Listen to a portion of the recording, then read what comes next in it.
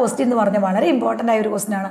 Total surface area of a solid sphere എന്ന് പറഞ്ഞാൽ 64 pi centimetre square ആണ്. ഒന്നാമത്തെ question what is the radius of the sphere. രണ്ടാമത്തെ question what is the volume of a sphere. The sphere of split into 2 hemisphere. ഈ സ്പിയറിനെ split ചെയ്ത് 2 hemisphere ആക്കിയാൽ what is the total surface area of a hemisphere. ഇതാണ് നമ്മുടെ question എന്ന് പറഞ്ഞത്. ഇവിടെ എന്താ മക്കളെ നമുക്ക് തന്നേക്കണേ? Total surface area of a sphere ആണ് തന്നേക്കണേ അല്ലേ. അപ്പൊ സർഫസ് ഏരിയ എന്ന് പറഞ്ഞാൽ നമ്മൾ എന്നാ പഠിച്ചേക്കണേ? ടോട്ടൽ സർഫസ് ഏരിയ എന്ന് പറഞ്ഞാൽ that is equal to 4 pi r square ആണ്. അത് എത്ര നമുക്ക് തന്നിട്ടുണ്ട്? 64 പൈ തന്നിട്ടുണ്ട്. അപ്പൊ നമ്മൾ ആ ഇക്വേഷനിലേക്ക് കൊടുത്തു. അപ്പൊ പൈയും വെട്ടിപ്പോയി. അപ്പൊ 4 ആർ സ്ക്വയർ ഈക്വൽ ടു 64 വരും. അപ്പൊ നമുക്ക് കണ്ടുപിടിക്കേണ്ടത് ഏതാണ്? ഈ ആർ സ്ക്വയറിനെ അല്ലേ. അപ്പൊ ആ ആർ സ്ക്വയറിനെ അവിടെ നിർത്തണം. അപ്പൊ ഈ 4 എങ്ങോട്ട് പോകും? ഈ 64ന്റെ താഴേക്ക് പോകും. ഇത് നേരെ ഇതിന്റെ താഴേക്ക് പോകും. അപ്പൊ 64 ഡിവൈഡഡ് ബൈ 4 വരും.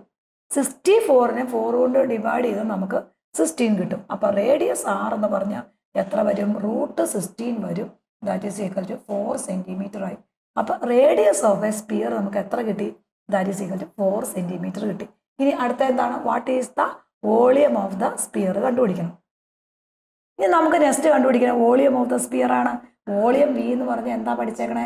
4/3 പൈ ആർ ക്യൂബ് ആണ് വോളിയം ഓഫ് ദ സ്പിയർ എന്ന് പറയുന്നത്. അപ്പൊ നമുക്ക് റേഡിയസ് നമുക്ക് എത്ര തന്നിട്ടുണ്ട് മക്കളെ? 6 തന്നിട്ടുണ്ട്. 6 നമുക്ക് തന്നിട്ടുണ്ട്. That is equal to 4 centimetre തന്നിട്ടുണ്ട്. അപ്പൊ ഈ റേഡിയസ് നമ്മൾ ഇവിടെ കൊടുക്കണം.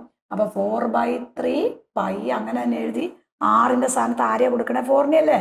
അപ്പൊ 4 ക്യൂബ് വരും. അപ്പൊ 4 ക്യൂബ് എന്ന് പറഞ്ഞാൽ നമുക്കറിയാം എത്രയാ തന്നേക്കണേ? വാല്യൂ 4/3 പൈ അങ്ങനെ തന്നെ എഴുതി. ദെൻ 4 ക്യൂബ് എന്ന് പറഞ്ഞാൽ ദാറ്റ് ഈസ് ഈക്വൽ ടു 4 × 4 × 4 വരും. അപ്പൊ ഇവിടെ നമ്മൾ ഇതിനെല്ലാം കൂടെ ഒന്ന് പ്രോഡക്റ്റ് ചെയ്താൽ മതി.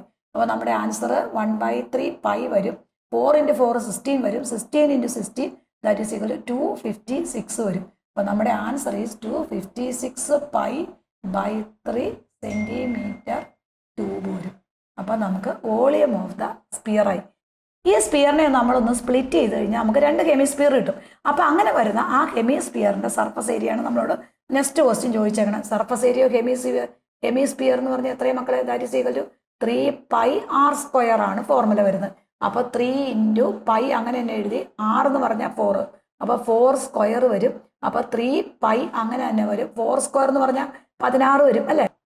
അപ്പൊ നമ്മുടെ ആൻസർ എന്ന് പറയുന്നത് that is equal to 48 pi centimetre square ആയിരിക്കും.